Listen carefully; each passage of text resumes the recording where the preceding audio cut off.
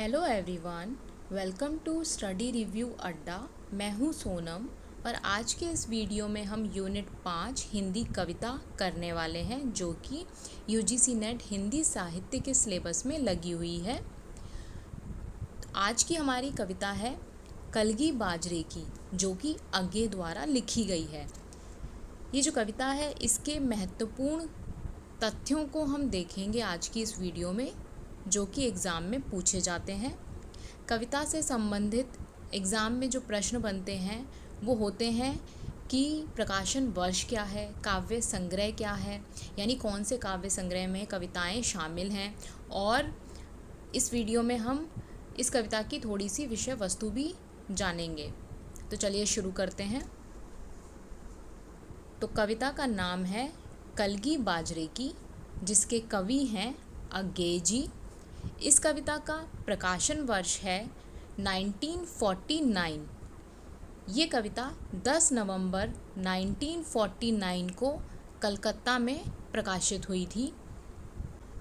ये कविता हरी घास पर क्षण भर इस कविता संग्रह में संकलित है, जो कि 1949 में ही संकलित हुई थी। यानी इस कविता का जो काव्य संग्रह है उसका नाम है हरी घास पर क्षण भर। और काव्य संग्रह में शामिल जिस वर्ष हुई थी वो वर्ष भी इसके प्रकाशन वर्ष वाला ही है, यानी 1949। ये जो कविता है कलगी बाजरे की, इसमें कवि अपनी प्रेमिका को कुछ नए उपमानों से बुलाते हैं, यानी कुछ नए नामों से बुलाते हैं। और इसके अंतर्गत कवि बोलते हैं कि जो पुराने नाम हैं या पुराने जो उपमान हैं, प्रतीक हैं, वो पुराने हो चुके हैं, उनको छोड़ देना चाहिए और नए उपमानों का इस्तेमाल करना चाहिए, जैसे कि वो इस कविता में अपनी प्रेमिका के लिए करते हैं। तो इस कविता की विषय वस्तु देख लेते हैं। इस कविता में पुराने उपमानों की जगह नए उपमानों को प्रयोग करने के लिए कवि कहते हैं, प्रिय से संवाद के माध्यम से भावाभिव्यक्ति की है।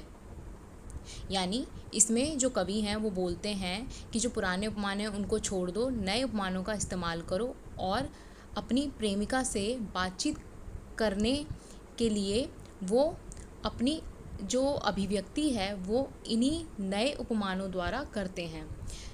इसमें कवि प्रियतमा को हरी चिकनी घास, हवा में झूलती बाजरे की कलगी जैसे उपमाएं देते हैं। यानी इस कविता में जो कवि हैं वो अपनी जो प्रेमिका है उसको हरी चिकनी घास बोलते हैं, हवा में जैसे बाजरे की कलगी झूलती है उस तरह से अपनी प्रेमिका को संबोधित करते हैं। अच्छा, इसमें कलगी बाजरे की बोलते किसको हैं? तो जैसे जो कलगी बाजरे की होती है वो ये होती है जो जैसे इस पिक्चर में दिखाई दे रही है। जिन लोगों ने गांव में खेत देखे हैं, जो बाजरे के खेत होते हैं, वहाँ पर जो बाजरे की फसल होती है उसमें बाजरे के दाने इस तरह से लगे होते हैं, उसको बाजरे की कलगी बोला जाता है। जैसे ये जो है, ये जो येलो कलर की, यानी जो एक तरह से फली है, इस तरह की जो एक फली होती है उसमें बाजरे के दाने लगे होते हैं और इसको ही लेखक जो है कलगी बाजरे की बोल रहे हैं। और इस कविता में कह रहे हैं कि उनकी जो प्रेमिका है वो बिल्कुल बाजरे की कलगी की तरह लहराती हुई हवा में नज़र आती है। तो इस कविता में अज्ञे जी ने एक नई उपमान का इस्तेमाल किया है अपनी प्रेमिका की तारीफ़ करने के लिए। आगे कवि कहते हैं कि जो प्रियतमा को वो हरी चिकनी घास बोलते हैं, हवा में झूलती बाजरे की कलगी जैसी उपमाएं देते हैं। इसके साथ साथ वो कहते हैं कि जैसे बर्तन की चमक कम हो जाती है उसी तरह से पुराने उपमान भी पुराने हो गए हैं। तुम बाजरे की कलगी के समान हो।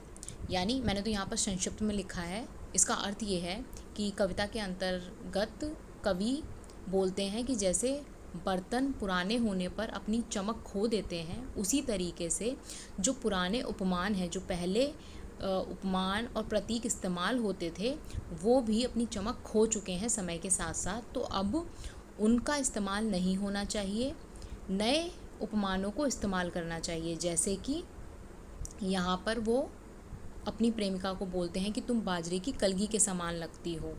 तो ये एक नया उपमान उन्होंने अपनी इस कविता में दिया है। ये जो कविता है इसमें प्रेमी प्रेमिका के बीच संवाद होता है, इसमें मैं और तुम शब्द का इस्तेमाल है। और यहाँ पर कवि एक बात और बोलते हैं कि देवता भी इन प्रतीकों को नहीं मान रहे हैं अब। यानी कवि कहते हैं कविता में कि जो ये पुराने प्रतीक हैं, पुराने उपमान हैं, इनका इस्तेमाल अब देवता भी नहीं कर रहे हैं, तो हमें तो इनका इस्तेमाल बिल्कुल करना ही नहीं चाहिए, हमें नए उपमान ढूंढने चाहिए। तो ये थी पूरी कविता जिसका सार मैंने आपको बताया। ये वीडियो एक शॉर्ट वीडियो थी जिसमें हमने सिर्फ महत्वपूर्ण बिंदु जाने जो कि हमारे एग्ज़ाम में पूछे जा सकते हैं।